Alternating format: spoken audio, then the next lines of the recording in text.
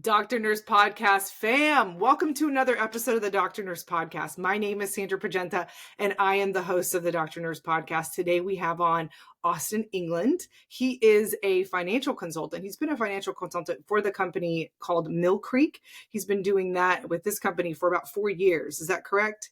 Yeah, I've been in the business for 17 years and partnered with MillCreek about 4 or 5 years ago. You've been doing this a long time. And what you really specialize in, Austin, and why I wanted to have you on the podcast today is you work with a lot of healthcare professionals, nurses, doctors, nurse practitioners, PAs, and you help them make the right financial moves for their careers because you really feel like in order to make an impact in someone's life, you really need good financial planning. And especially in the medical field, having an advisor to help you navigate the unique areas and the unique risk associated with our profession, it's good to have someone that really understands exactly what they're doing. So thanks for coming on today to chat with my audience.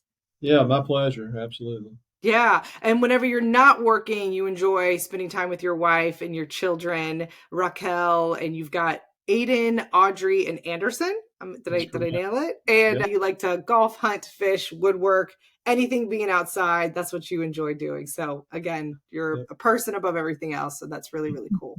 So let's dive right in. So one of the themes for today's podcast episode and some of the things I wanted to really tailor for my guest or my audience is common questions for financial experts from, common questions that you might have for a financial expert, as well as one of the things that I've been kind of recently focusing in my podcast, side hustles and creating side income streams. And how does that really help you to create a business for yourself? So let's start there. I mean, I started a side hustle and been making money from this side income stream. So what is the benefit of starting a side hustle outside of making extra money? Yeah, that's the underlying theme as to why people do it is to make extra money. But also it could be, pursuing a passion. It sounds, like you with your podcast. And also there can be tax benefits as well as, time freedom and scheduling and so forth that we find that a lot of medical professionals do in their side businesses, whether it's a dermatology PA doing the creams, Rodan and Fields, or whatever they may be doing on the side and making money doing that. They can do it on the weekends or at night or whenever they like to. Also, you can, by having typically 1099 income, it allows you to deduct expenses that are everyday things that you might be doing anyway that are not deductible as a W-2 employee. So those are some of the reasons that we see people do, side hustles or just contract work that's outside of their W-2. It may be doing the same thing they do as an employee, but they may do it at a different, hospital or, what have you. So. Yeah. That's one of the things I found when I was doing my taxes this year was that I was scraping for stuff to find. I was like, okay, I gotta buy a computer before the end of the year. I gotta start buying stuff. I gotta spend this money because I think a lot of nurse practitioners and PAs don't quite realize the financial aspect behind things. We were just taught how to be nurses and how to care for people.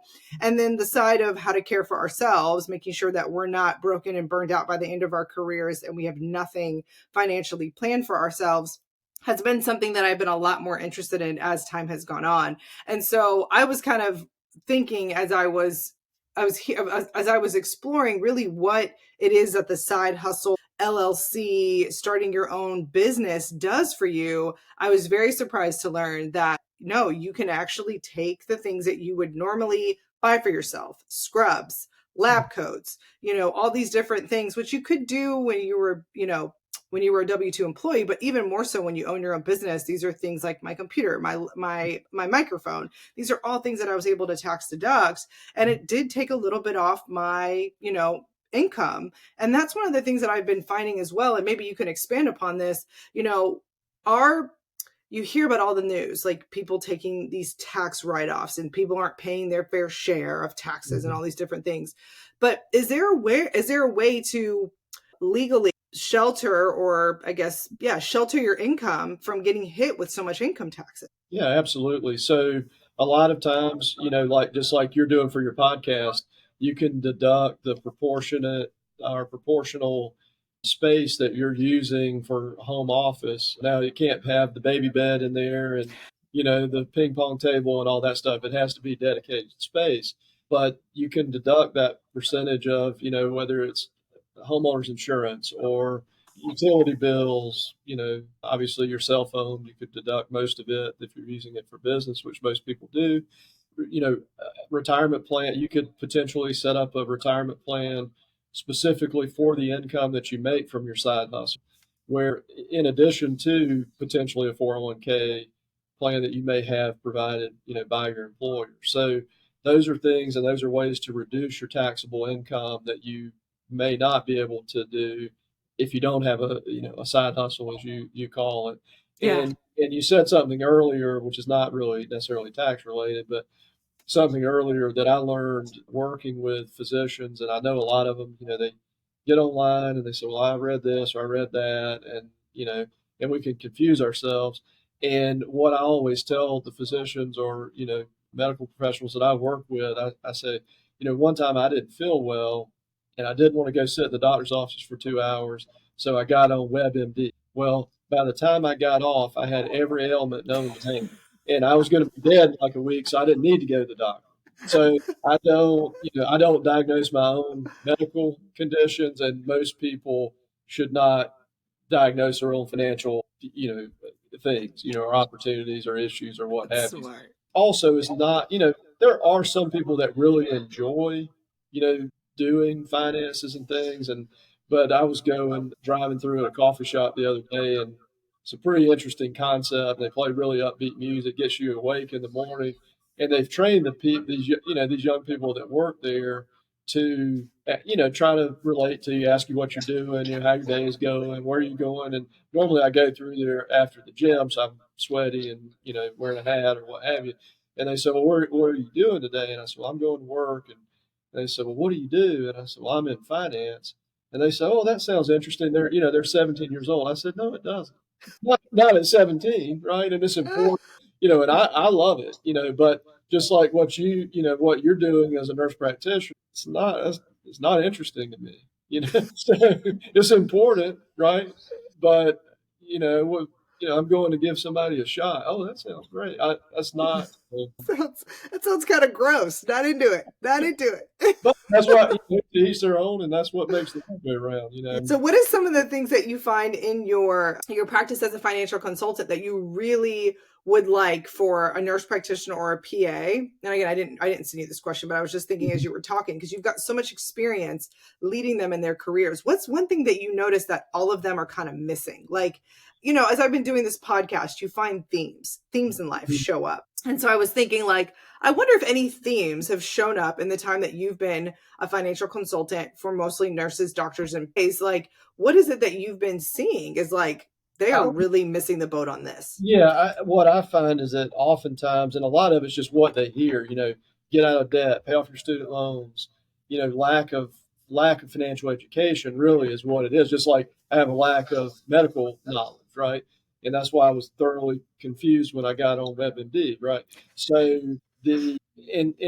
what I feel like that we find is that people are doing things that are important, but they're not prioritizing them correctly, if that makes sense. So they're like doing things out of order. It's kind of like we get dressed in a certain way, right? We don't put on our pants and then put on our underwear, hopefully.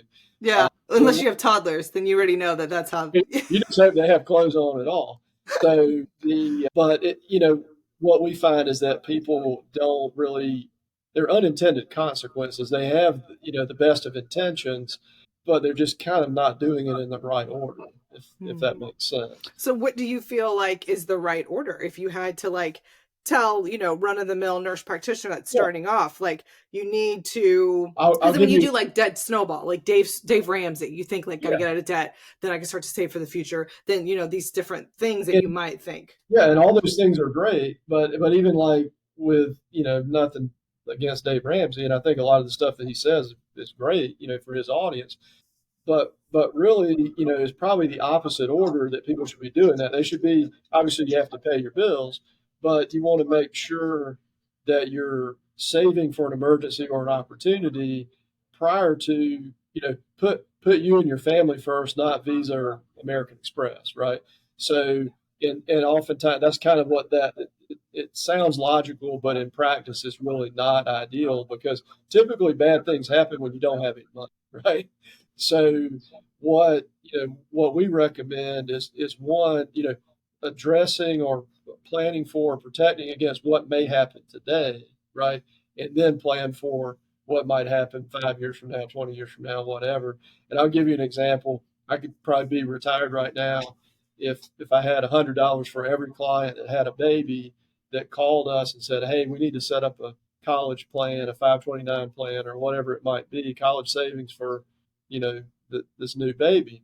And I say, well, planning for college is great, and I'm sure that your baby's probably the smartest 6-month-old baby that's ever been born, right? All of them. But what's the likelihood that that baby's going to go to college in the next 5 years? Zero, right? In most cases. But what's the likelihood that either something bad may happen where you need money for an emergency, or something great may happen, an opportunity for a side hustle or investing in a business, or real estate or whatever it may be, where you may need that money that was tied up in the college plan that they can't touch for 13 more years anyway, right? So, and one of the things that we want to, we make sure in our practice is that people are adequately protected. We spend a lot of time talking about protection. We live in a very litigious society now. Every commercial on TV or every billboard that you pass is some kind of personal injury, firm, and they're important and they play their role. But we want to make sure, that we have adequate, liability limits on our car and our home, and we have, umbrella policies, and obviously, depending on what you're doing in your side hustle, liability insurance for that, right? Especially because your malpractice most of the time, and I'm not an attorney, and this is not to be construed as legal advice or tax advice, but most of the time, your malpractice insurance through your employer is not going to cover 1099 work. So you want to make sure that you have that, or at least consult with your HR wherever you are, find out what it does, it doesn't cover, or have your hire an attorney and pay them $300 or whatever they charge an hour, because it'll be money well spent to make sure that you will be covered doing those things. Because we feel, speaking of malpractice, we feel it'd be malpractice on our part if we came here and said, well, let us help you with this, XYZ investment or retirement plan or college fund or what have you, and something bad happened and you get sued and it's all gone, right? Wow. So we want to that's kind of what I was talking about, getting dressed financially. We want to make sure that we protect against what could happen today and then plan for what, we hope to happen in the future. So what I'm hearing from what you're saying is you kind of help set up the menu and in what way to order the things that you need to order off the menu, right? So like, yes, I hear that you want to order dessert, which is having a college fund for your kids, but you really need to make sure you start with the appetizer, main course, get your sides, and then you can worry about these other things down the line. Because again, you're right. You're putting kind of the cart before the horse if you're not eating the things in the right. Yeah, if you're not eating those. Enough water, right? Yeah, like you're not doing the right things that you need to do. What you're going to end up doing is you're going to be putting money in the wrong places, and you're not going to be setting yourself up for success. Because if you're in the right spots, it all makes sense whenever you go ahead and move forward with that next thing you want to invest in or whatever. It makes a lot of sense. We don't know these things because we aren't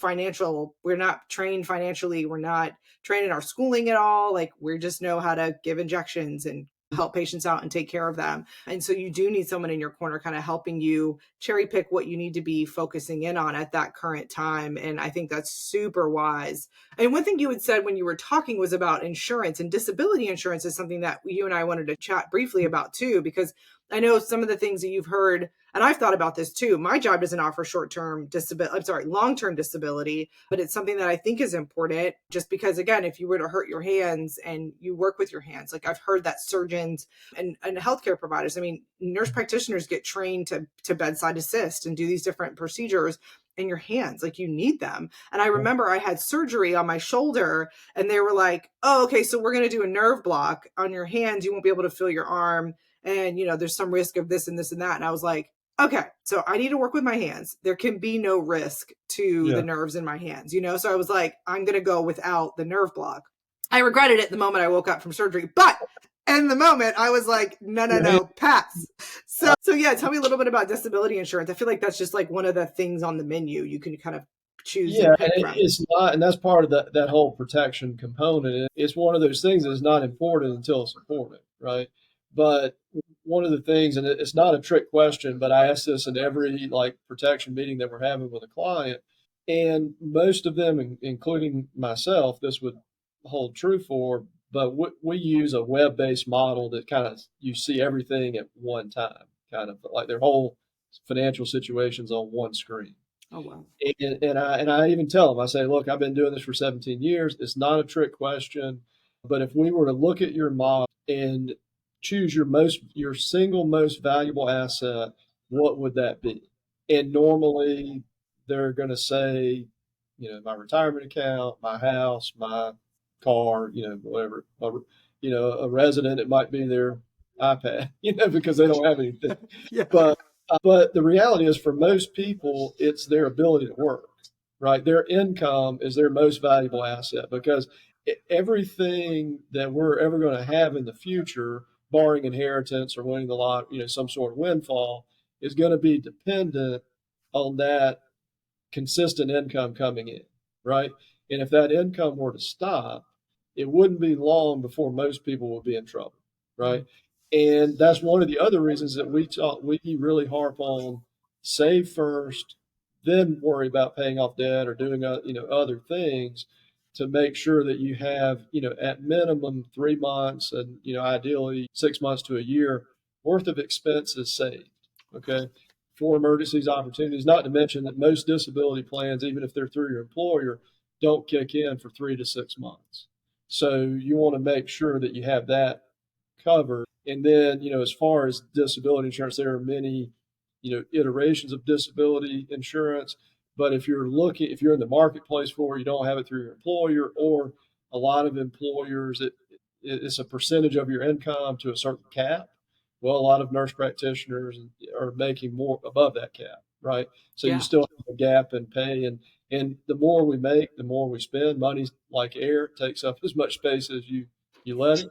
And so you want to look, if you're looking for in the marketplace for disability insurance, you want to look for a policy that is what's called non-cancelable, guaranteed renewable. And what that means is you could always cancel it, but the insurance company can never cancel it, nor could they change the premium or any of the provisions of the policy. So they couldn't say, hey, we saw Austin, he wasn't looking too good, we're going to raise his rate, right? Where with your car insurance, you go get 5 speeding tickets, they can drop you, right? Yeah.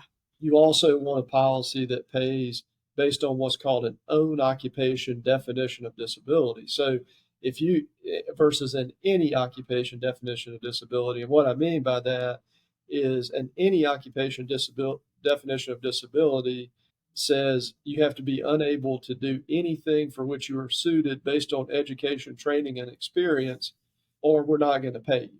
Okay, so if you could teach, at nurse practitioner school, but you can't, they're going to potentially not consider you disabled.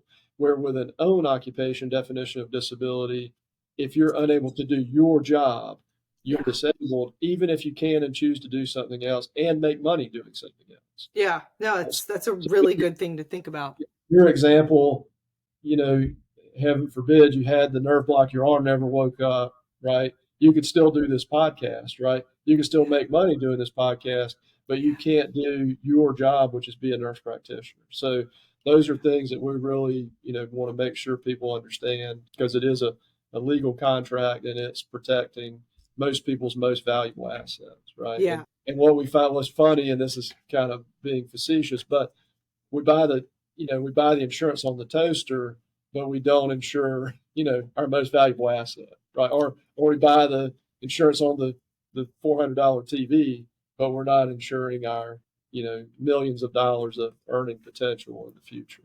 Yeah.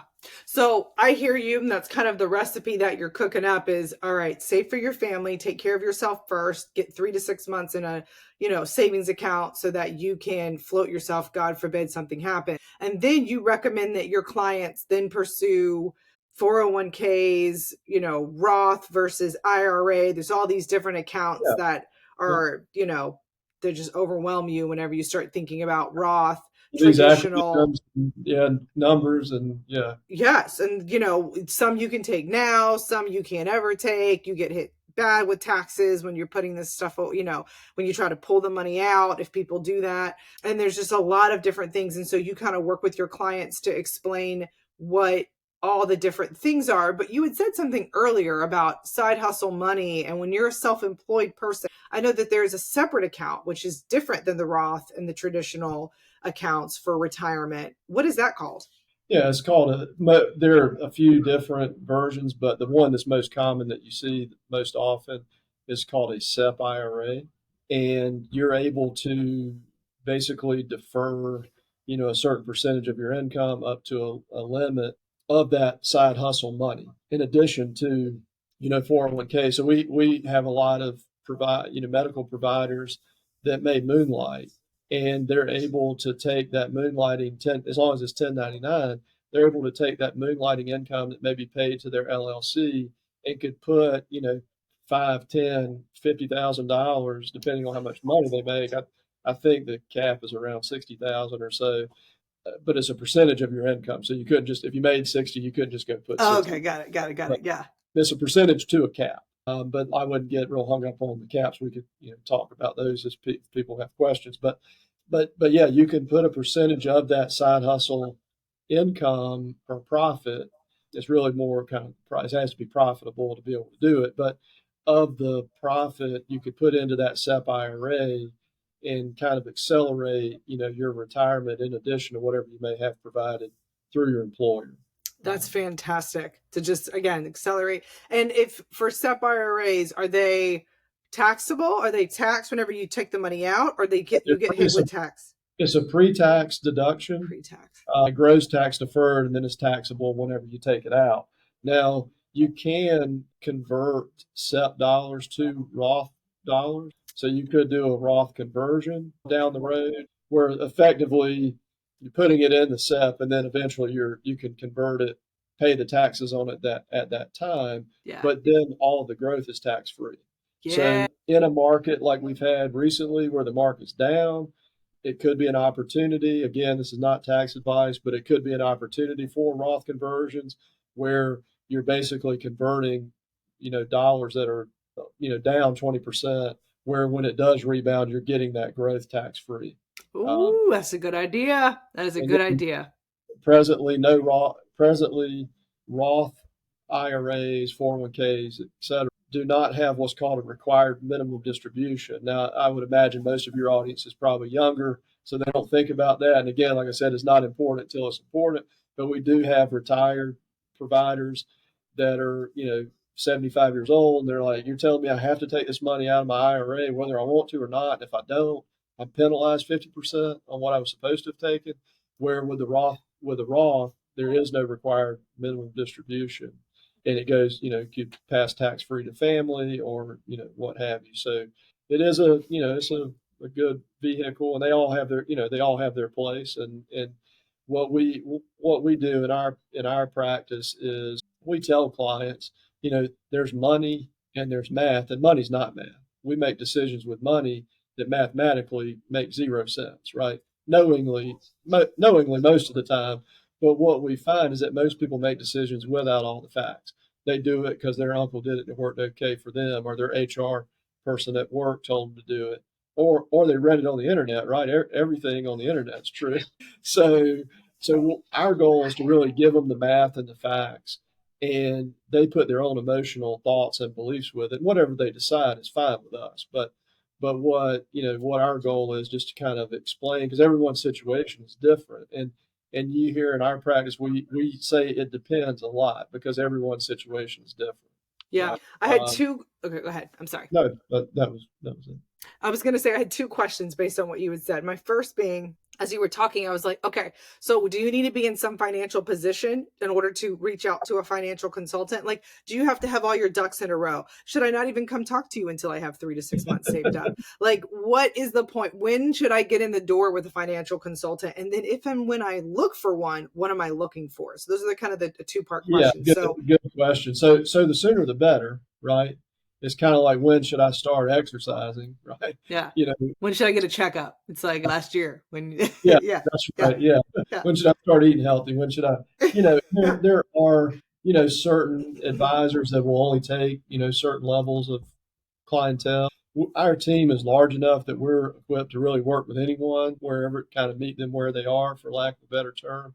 We also do a lot of financial education and residency programs. I live in Southern Georgia, but we're located most of our advisors are in Florida, and we work a lot with University of Florida, University of Central Florida medical residents who, as I mentioned before, typically are not rolling in dough, right? yeah, So we kind of start with them, help them make, some of those kind of basic decisions, get them on the right path.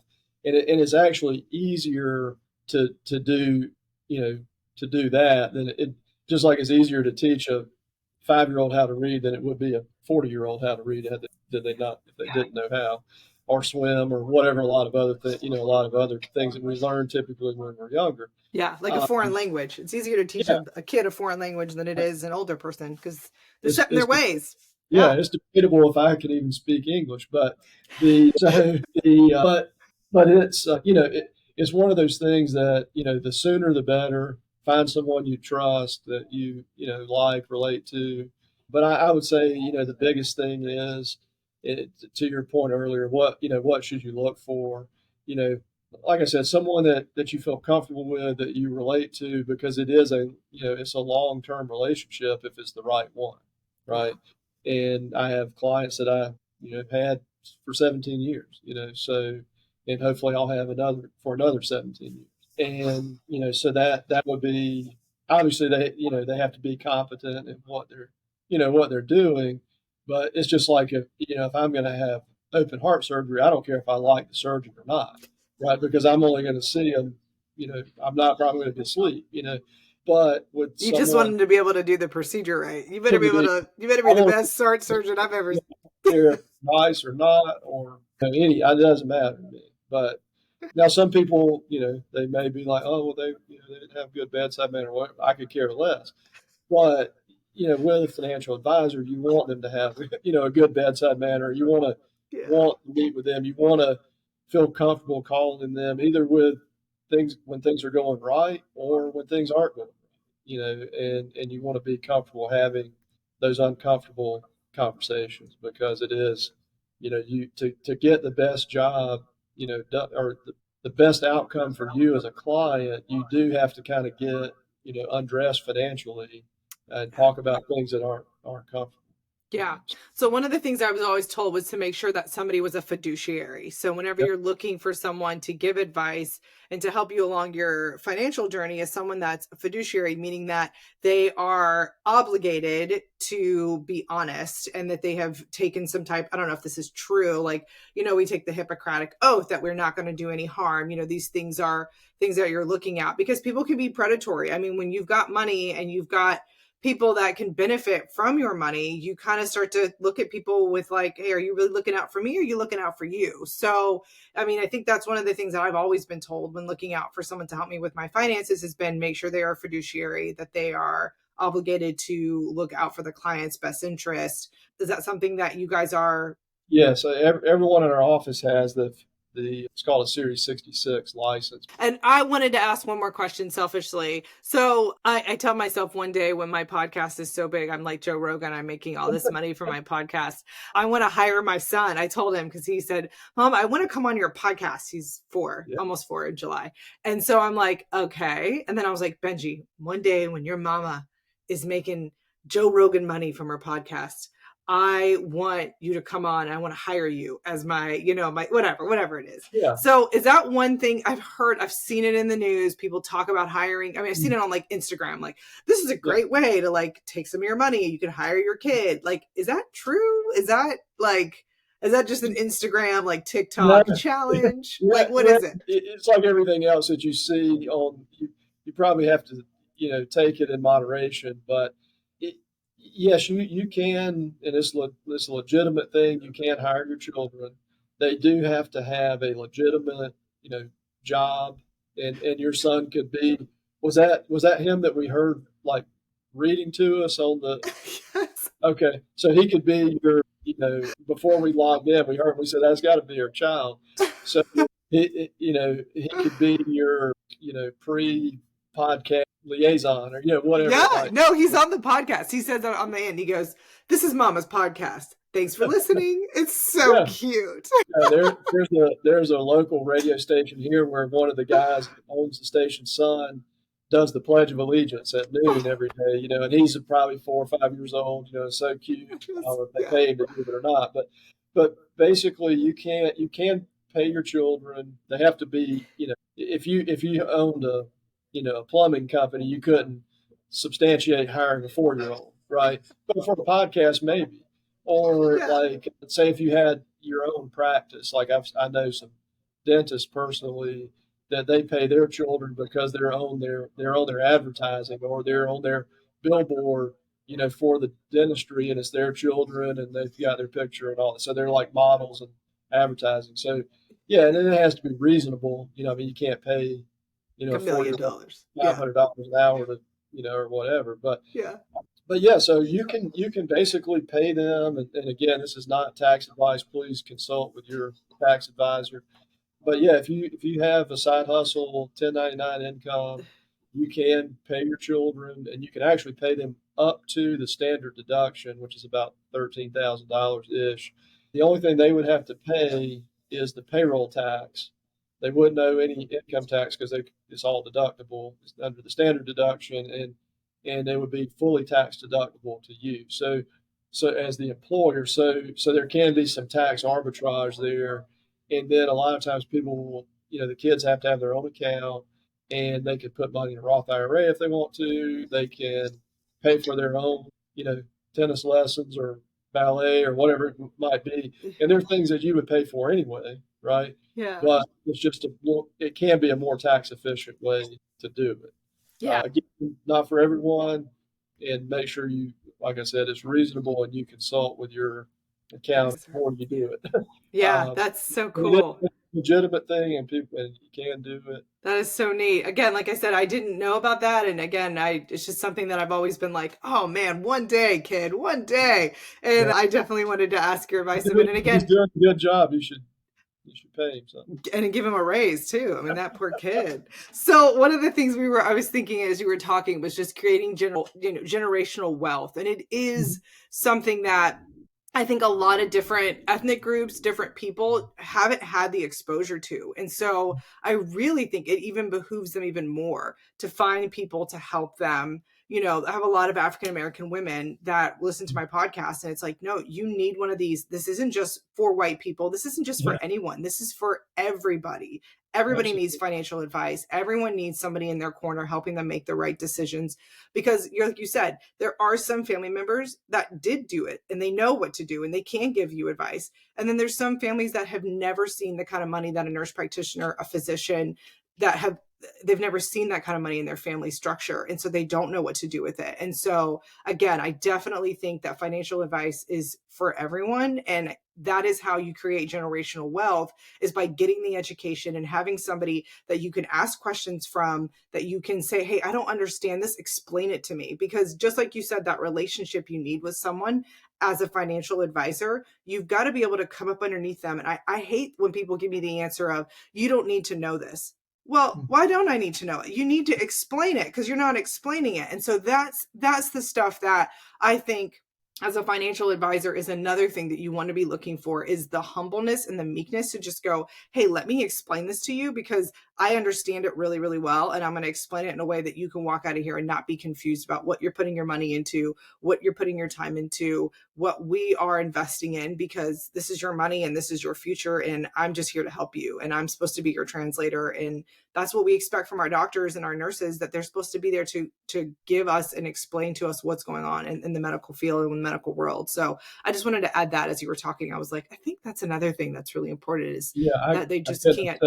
Yeah.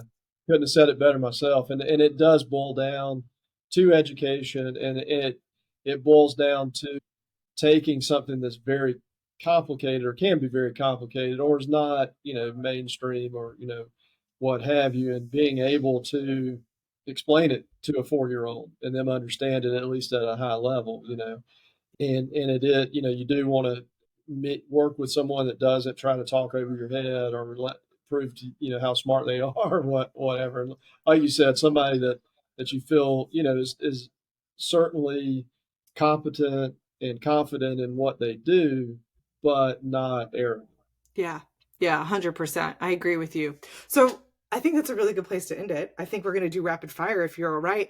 And I wanted to give you a chance to do a disclaimer. So I know that this is a lot of financial advice, a lot of tax stuff. So why don't we throw in a disclaimer right here, just for anyone that's like, all right, Austin, let's just put it all to bed right now. And it didn't work. Yeah. Exactly. So as I mentioned earlier, everyone's situation is different. Some of the things that we've talked about in this podcast may be extremely appropriate for you. Some of these may be extremely inappropriate for you. So make sure that you're getting, personalized advice for your situation. And please don't construe any of this as legal or tax advice, because I'm not a CPA, nor am I an attorney. So you've been warned. Do it at your own risk. I got it. And then for the last part is the rapid fire questions. So I know that you're a hunter. So what's your favorite game to hunt? I'm not, and hopefully this doesn't offend anyone, but I like to bird hunt. So I like bird hunt. Wing shoot, I guess, is a technical. So duck hunting, pheasant hunting. Okay, so like Duck Dynasty type stuff.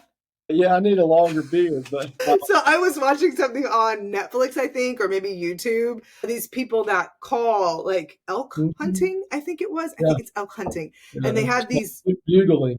Yes, they have these things. I'm serious. I watched it for probably an hour and a half. It was so interesting. Yeah. And I was like, there's all these scopes and they have to spray all these like scents in the air. I was like, oh, these people are legit. Like, this is really cool. So I just wanted to ask you what you were into. Yeah, so I prefer bird hunting. Like last year we went to, actually 2 of my business partners and I were friends outside of work. We actually went to North and South Dakota pheasant hunting in last fall, and it was fun. One day we walked 10 miles through hills and gopher holes and everything else, but it was fun. So that's the kind of hunting I primarily enjoy doing, and I like to fish. And interesting. Pheasants. Interesting. So the other question I wanted to ask you was, if you had to give a financial book to somebody, what would it be? Would you say like, this is the best book you can read on finances? I would say there are 2, and one of them's a pretty old book, but I think it's a good one, and it's called Unintended Consequences. There's also a book called The Wealthy Physician that we feel like is a good book, and just pretty high level, not anything super complicated or in the weeds, but there are a lot of good ones out there, but I would say those are probably two of my favorite. And then there's some, Rich Dad, Poor Dad, those types of books are also good. But I would say, like The Wealthy Physician is more geared to your audience. And I think it's a pretty easy read. They could read it. They probably all read faster than I do, but they could probably read it in 3 hours or so. Got it. Well, I was actually going to recommend the book. I don't know if you've read it. It's called The Prosperity Bible. I'm reading it right now. I've heard of it. I have not read it. Oh, it's so good. And it's kind of an oldie, like an old time. It's like written for like a time before, a time that's passed. Yeah. So it talks a lot about the Vanderbilts and the Carnegies and like all these guys that just had crazy money and how they managed it and what they did. And another one that I really love is The Millionaire Next Door. That's another one that's really good. That's I should have mentioned that. That's a good one. No, that one's another one that I love. I should read it every year. I mean, it's one of those things that I should just be. Most of the people that have money, you would never know. Exactly. No, exactly. My parents grew up that way. And one of the things that I remember is that my dad, he bought one year all of his cars, not nice cars. I mean, these were just like cars for all his kids. And he never bought himself a car. And he was a director level at a Fortune 500 company. And this man was driving like this like old car, but you would never believe that he bought every member of his family a vehicle but himself. And so he just showed me that growing up that, honestly, it's not about you. It's not about looking flashy. People that were underneath him that he managed had nicer cars than he did. And so, it was a great way to look at life and to see that and just realize that, just be quiet about what you got. And that'll be the biggest surprise is the people that die and they were janitors and they have $1 million in the bank. Oh, yeah. Or the CEO's secretary that just watched the stocks that they bought and did the same thing. And they very wealthy people. Yeah. So I would definitely, that Millionaire Next Door is also a great book. Actually, one of our colleagues, Seven Wilts, wrote a book specific to disability insurance, which is take something that's not fun or, sexy, but it breaks it down and kind of talks in more depth, kind of what I talked about earlier, what to look for, all those types of things. So. Excellent. Well, if you give me the title of that book, I'll link it in the show notes so people can get it and they can check it out. Yeah, that's really cool. And then for the last question, what are you most grateful for in the whole world?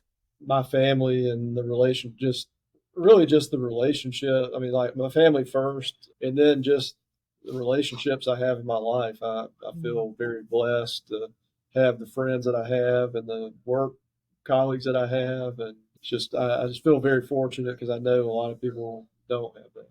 Yeah, it's the stuff money can't buy, right? The relationships. Oh, yeah, and that's what I tell people. And it seems very contrary, but I'll be the first to tell you there's a lot more to life than money.